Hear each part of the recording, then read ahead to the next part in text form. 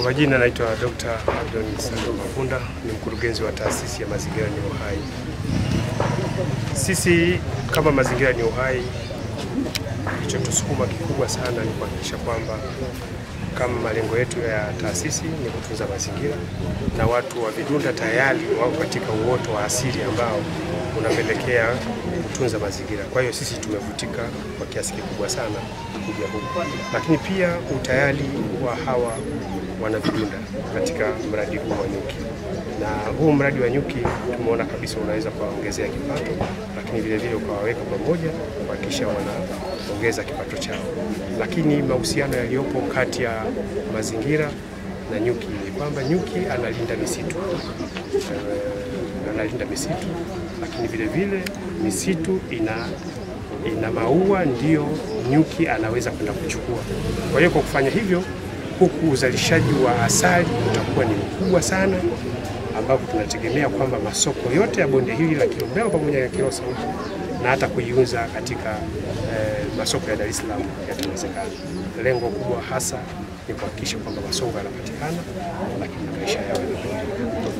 Matarajio ni makubwa. Kwanza, baada ya mradi huu utayari wao, kuna miradi mingine kama ya kilimo, kwa sababu kunatoka mazao mengi sana kutoka huko, na ndio wanaweza kulisha Kidodi yote, wanalisha Mkamba, Ruaha na maeneo mengine ya bonde la Kilombero pamoja mpaka Mikumi. Watu wanakuja asubuhi kununua mazao kule. Kwa hiyo tutafikiria kuhakikisha kwamba kilimo chao kinaimarika kama tulivyoweza kufanya katika bonde la Kilombero, kwamba sasa hivi ukulima wa mpunga kwa watu wale walio katika taasisi yetu ya Mazingira ni Uhai umeongezeka na wanaendelea kufanya hivyo. Lakini yote hii ni kuunga juhudi za Rais wa Jamhuri ya Muungano wa Tanzania kuhakikisha kwamba kila Mtanzania anaboreka katika maisha yake, kuunga juhudi zake na kuhakikisha kwamba anaongeza kipato.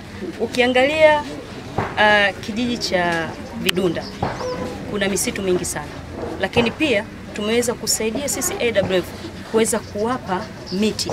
Tumegawa miti mingi sana. Sasa ukiangalia mwanajamii ataangalia kwamba huu mti utamnufaishaje.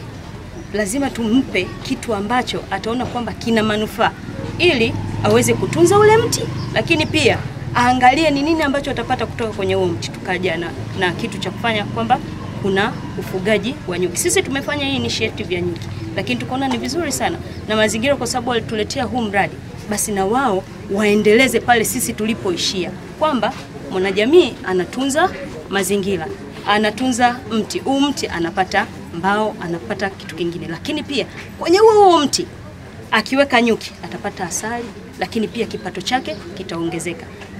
Tuna furaha kubwa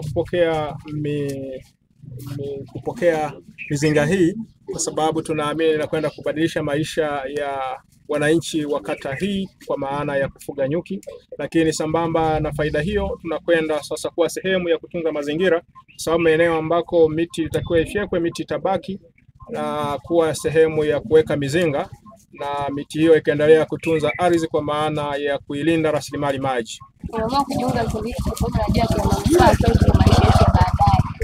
Na washauri ambao yani hawatamani kujiunga na kikundi cha nyuki waweze kujiunga, maana kina manufaa baadaye, kizazi kimoja baada ya kizazi kingine.